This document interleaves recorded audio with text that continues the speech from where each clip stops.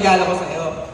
Siyempre, kuya mo ko, seryoso to, tapos magagamit mo to. Di ba, mahilig ka maglaro. Mga basketball, badminton, mga gano'n. Magagamit mo to para to. Buksan mo. Wala pa! Wala pa. Seryoso yan, pal. Hindi pa gamit, hindi pa mainok gamit. Gamit pa. Hindi. Pero basahin mo.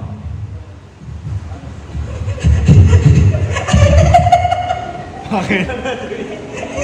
Bakit? Ano yun? Mule kaysa Melo. Mule. Kuya Sir David. Ayun, happy birthday. Sigurado may inaabangan ka ngayon. Wala ka dapat abangan.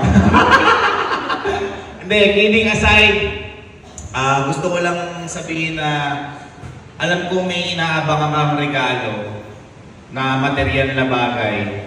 Pero sasabihin ko na sa'yo na wala akong ibibigay sa'yo material na bagay. Dahil gusto kong ituro sa'yo na hindi sa lahat ng pagkakataon sa buhay natin, lalo na sa birthday mo, ang nagpapasaya lang sa'yo material na bagay. Ang pinakamalaking regalo na binigay ko sa'yo ngayon yung nasa harap mo.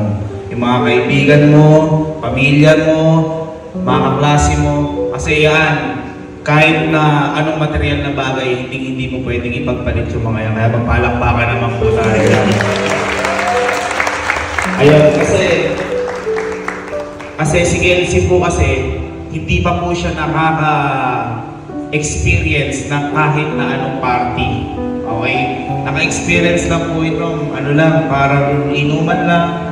Kain na lang. Ayan, sila Joshua, sila Justin, yung mga katropa niya nasa bahay, kain na lang. Pero yung mga ganitong may event pa. Actually, lahat naman po kami. Kaya sabi ko sa'yo, boy, ipaghahanda kita. Kung wala kang girlfriend, kami girlfriend mo. And sana mag-enjoy ka sa lahat na nangyayari sa buhay mo. Sabi ko nga boy sa'yo, mas tingnan mo ano yung mga nasa harap mo kaysa yung mga sa iniisip mo. Kasi baka na-overlook lang natin yung buhay. Ang buhay mas masaya yan kapag may sinabawang gulay. Ang buhay mas masaya yan kapag kasama natin yung mahal natin sa buhay. Yan. Happy birthday boy, ito yung regalo ko para sa'yo. There you go. Years old ka na, Kelsey. Mensahe para sa lahat, please. Ayun, thank you po sa lahat ng pumunta. Kailangan ba sa Smegma, yun, Ashley, Jem, sa Rover Scout, ayun, hello po, maraming salamat po. Kila kuya, ate, and sa mga kaklase ko, sir, ma'am, hello po. Ayun, maraming salamat po. First time ko lang nagkaroon ng ganitong party na sa birthday namin kasi hindi po talaga kami nagkakaroon ganito kasi medyo hirap na po kami dati. Ayun po, thank you so much po sa lahat po.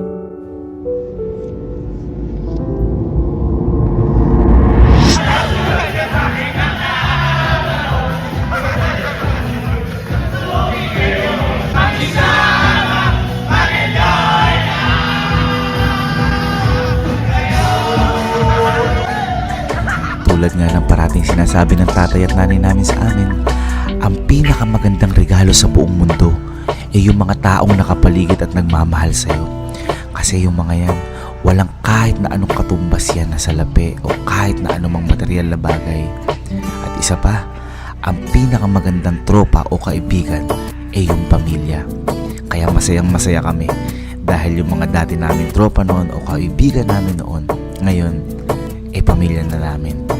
Kaya Kelsey, happy birthday sa'yo at mahal na mahal ka namin, bunso. Yamang naman, dami namang regalo naman yan. Ayos ba? Ayos yung birthday mo? Ayos. Yan sinasabi ko sa'yo, boy. Sensya ka na, boy. Wala ko regalo, Okay lang yun. Ha?